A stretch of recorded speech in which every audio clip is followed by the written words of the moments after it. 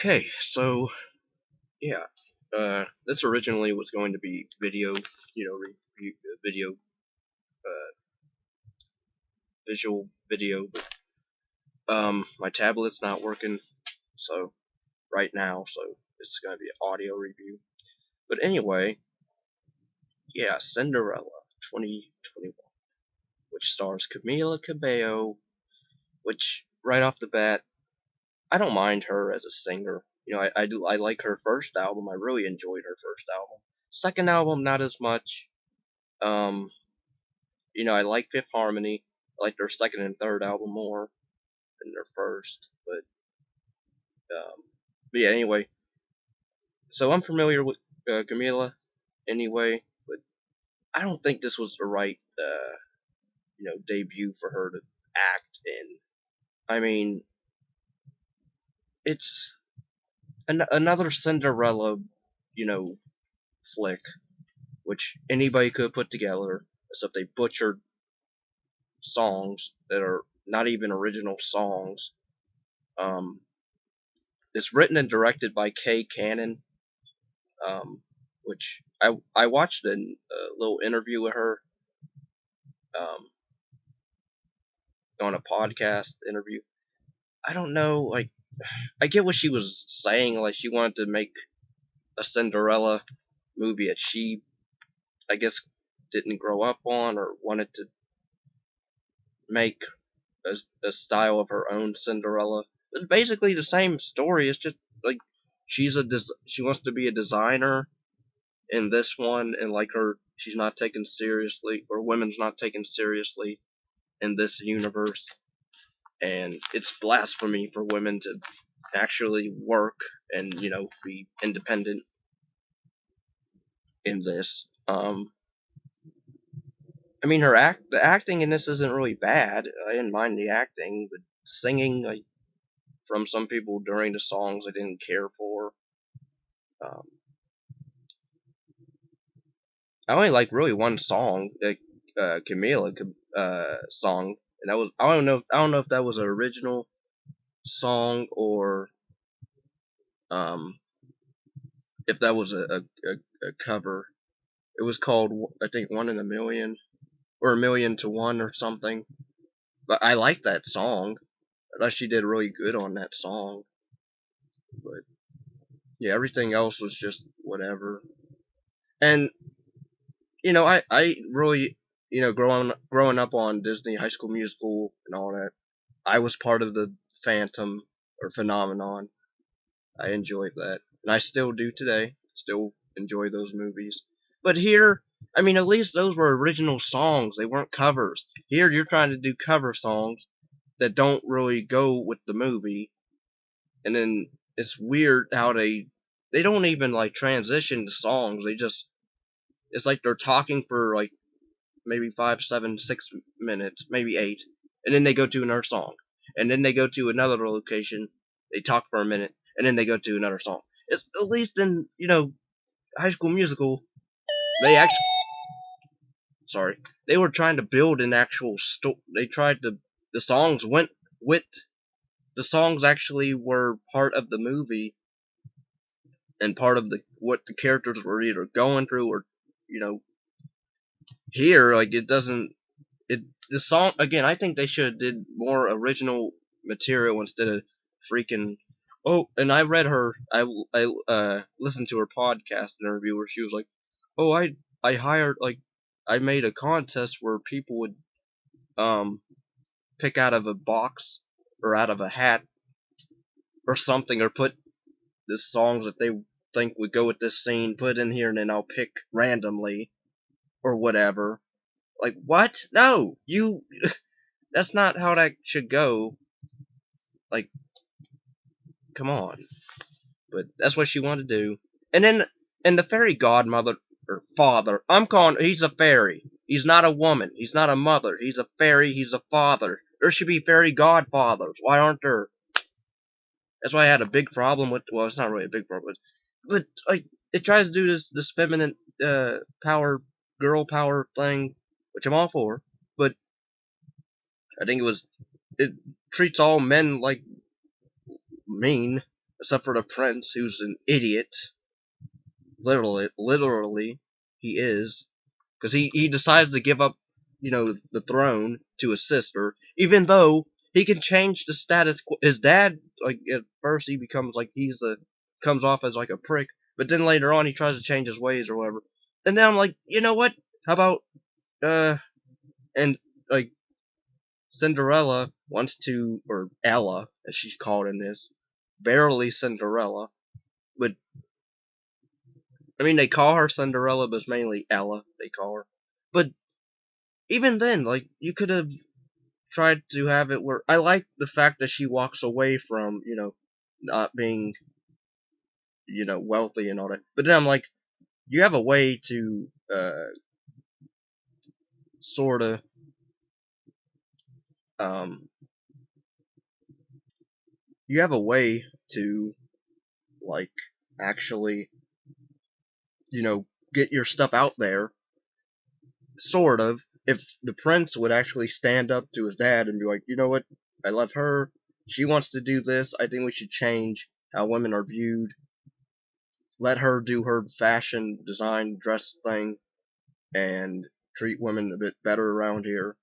But no, he doesn't do that. He decides, I'm going to run away and be with you instead. We're going to travel the world. Even though you could have had it all, where you could have still had the best of both worlds, but you don't want to do that, so okay. So technically the label of the King's idiot son is correct on this fellow. Um, Billy Porter. I'm not really familiar with him. He's a pretty good singer, but again, he shouldn't be called fairy godmother. He's not a mother. He's a man. He should be called father. And granted, he's not really a father, but you know what I mean. He's a man, so I don't see why he can't just be called fairy father or something else. Like, why does he gotta be mother? He's not a woman. Even, and I love in her interview where she was talking about it. It had to be Billy Porter because yeah, uh, he and the fairy character had to be gay, so for sure. Like she literally said the fairy character had to be gay. That's the only like what? I mean I don't have a problem with that, but it's like then why didn't you just get a woman to play the fairy godmother? I didn't understand that. And why not get a woman to be the fairy godmother and then make her a lesbian or something? But no, we don't want to do that. I don't get it. And they ruined classic songs like Shining Star. Well, really, I didn't mind the beat actually of that one. I kind of like how Camila was sort of singing along to it. She has some pretty good pipes in her vocals, but she's not really. Her acting's just fine. It's not really. I wouldn't give her no awards, no critical acclaim, but I thought she did decent. Everybody either did decent, and really, I said it in my. I'll probably put the video in this review, but I said the rats or mice are the best characters because really they are because they're really like the only thing that kept me laughing or chuckling throughout this movie was the scenes with the little mice talking. Not even Cinderella or the other characters, quirky, whatever. Nope, it was the little mice that were funny to me. And they're CGI characters that don't really amount to anything in the story. And yet they were the best thing in this entire movie. And not your main title character. How does that work? But yeah, then they all kiss and make up, and then yeah, they all sing along, and I guess the prince and Ella are gonna travel the world together for whatever. I guess to tour her fashion designs or something. Um,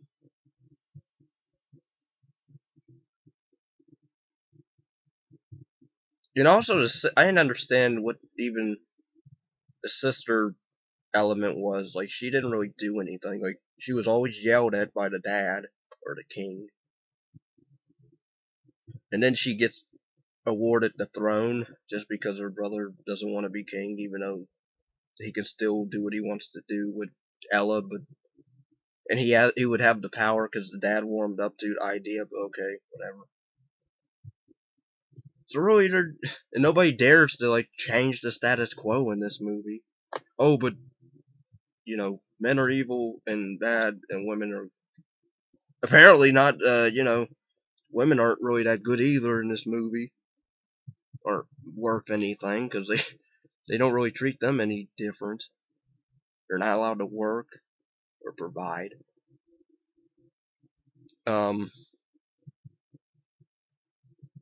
yeah, overall, I didn't hate the movie, but it was annoying throughout some stuff. Um, there's better Cinderella, uh, you know, adaptations, better ones with better songs, probably original songs.